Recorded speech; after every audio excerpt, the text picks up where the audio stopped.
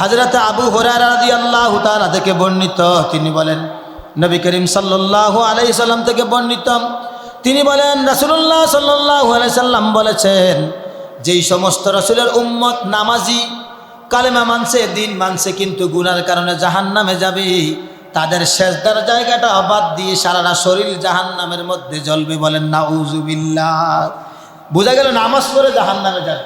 নামাজ পড়ে কি করবে? জাহান্নামে যাবে। কারণ ওই নামাজটা পড়ার পরে যে মুনাফিকি শুরু, নামাজটা পড়ে বাড়ি এসে যে শুরু হয়েছে সুদের হিসাব, নামাজ পড়ে বের হয়েছে ঘুষের হিসাব, নামাজ পড়ে বের হয়েছে গীবত করা, নামাজ পড়ে বাড়ি এসে দেখো এটা বুঝি হুজুর হইল, এটা বুঝি হুজুর হইল, এবার কিছু জানে কন্যা নাউযুবিল্লাহ। যার পিছে নামাজ পড়ছে তার সম্পর্কে গীবত গায়, তার সব নামাজ বাদ, তার সব নামাজ কি বাদ। যার পিছে নামাজ পড়লা তার দোষ্ট গাইছে, সব নামাজ বাদ, এবার কাজা করেন সব নামাজ। সাবধান, নামাজ পড়া জাহান্নামী হইয়েন না। আল্লাহ তাআলা আমাদেরকে যেন নামাজ পড়ার কারণে জাহান্নাম থেকে মুক্তি দেয়। সবাই কোন আমিন। নামাজ পড়ার পরে যেন আল্লাহ তাআলা আমাদেরকে জাহান্নামী না বানান। সবাই বলেন আমিন। যেই কাজ করলে জাহান্নামে যেতে হবে এই কাজগুলো থেকে যেন আল্লাহ আমাদেরকে হেফাজত করেন। সবাই বলে আমিন। জাহান্নাম 7টি। জাহান্নাম কয়টি? সবাই বলেন কয়টি?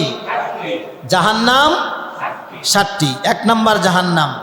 আল্লাহ রাব্বুল আলামিন পবিত্র কোরআনের মধ্যে বলেন, সূরা নাজিয়াতের আয়াত নাম্বার 37 থেকে 39 নম্বর আয়াতের মধ্যে বলেন, ফাআম্মা মান তাগা ওয়া আসারাল হায়াতাদ দুনিয়া ফাইন্নাল জাহিমা হিয়াল মাওয়া।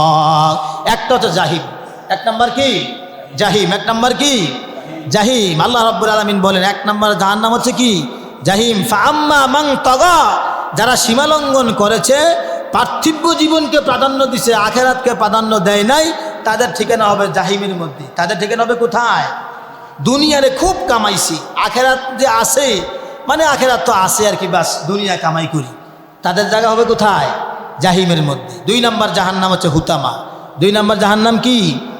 কাল্লা লা ইউমবাযান্না ফিল হুতামা।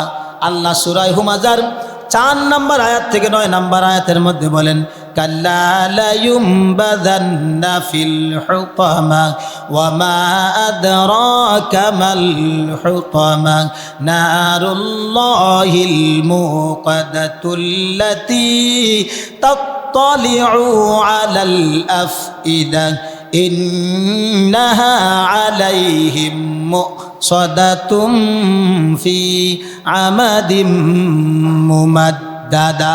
বলেন আল্লাহু আকবার। 2 নম্বর হচ্ছে কি? হুতামা। 2 নম্বর কি? হুতামা। আমরা সূরা হুমাযা পড়ি, কিন্তু এর অর্থ আমরা জানি না।